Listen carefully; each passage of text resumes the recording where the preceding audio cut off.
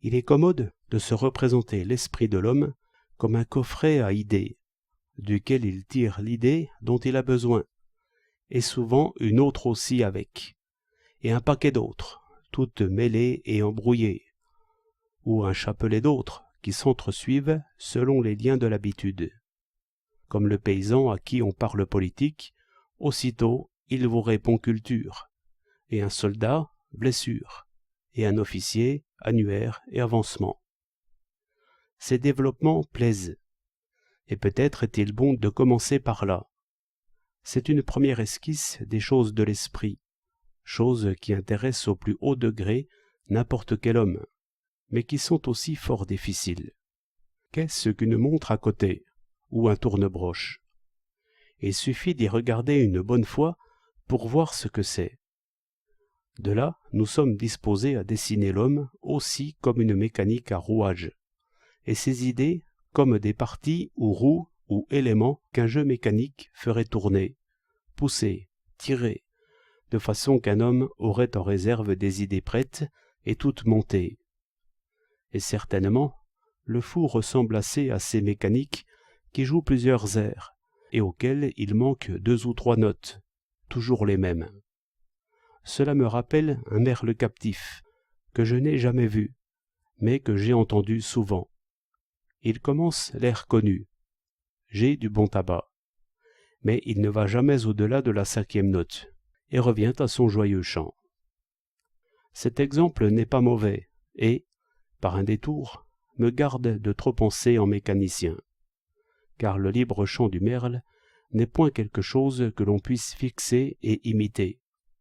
Ce sont des inventions à chaque fois, qui expriment, il est vrai, la structure d'un corps de merle, condition à peu près constante, mais qui expriment en même temps la situation et le mouvement, condition variable et qui se rapporte aux choses environnantes, tout à fait comme le bruit de l'aile qui n'est pas 2 fois le même.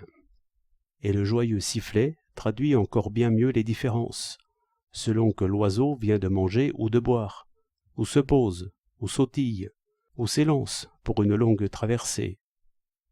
Ce qui voudrait dire que la chanson du merle est enfermée dans son corps comme dans une boîte à musique, n'ont pas assez écouté le merle. À bien écouter l'homme et son ramage, on saisit mieux les idées en leur naissance. Faites attention que, lorsqu'il répète, il ne pense point. C'est un merle captif qui chante une chanson étrangère.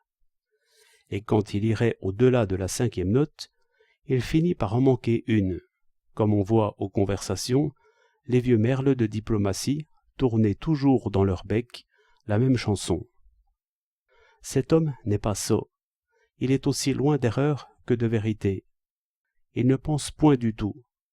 S'il vient à chanter sa propre chanson, soit de chevaux, soit de meubles sculptés, soit de faïences anciennes, vous retrouverez aussitôt jeunesse, variété et liberté, comme dans le coudel. Selon la chose et selon l'attitude, il formera une idée d'un moment aussitôt oubliée, mais belle et véritable, sans autre mémoire alors que ce corps présent, assis ou debout, buvant ou mangeant, adapté aux choses et formant une vérité entre ses doigts et en son joyeux bec ensemble. Chef-d'œuvre. C'est pourquoi ceux qui ont vu beaucoup d'hommes en liberté, qui savent retenir justement ce que ces hommes oublient aussitôt et qui le rapportent fidèlement, sont plus riches d'idées que le philosophe monologuant. Il y a, je crois, plus d'idées réelles dans les Confessions de Rousseau que dans son Émile. Et il est rare que l'on lise des mémoires sans en tirer quelque chose. Si vous me demandiez ce qu'il faut lire pour connaître l'homme, je conseillerais plutôt de lire Balzac ou Stendhal, qui ont recueilli et enchâssé tant de paroles échappées, que La Rochefoucauld lui-même, qui s'étudie à répéter la même chanson. Encore va-t-il jusqu'au bout de son refrain, mais ceux qui l'ont connu entendirent sans doute des chansons plus libres. Faites attention à ceci, que le vrai observateur semble toujours distrait.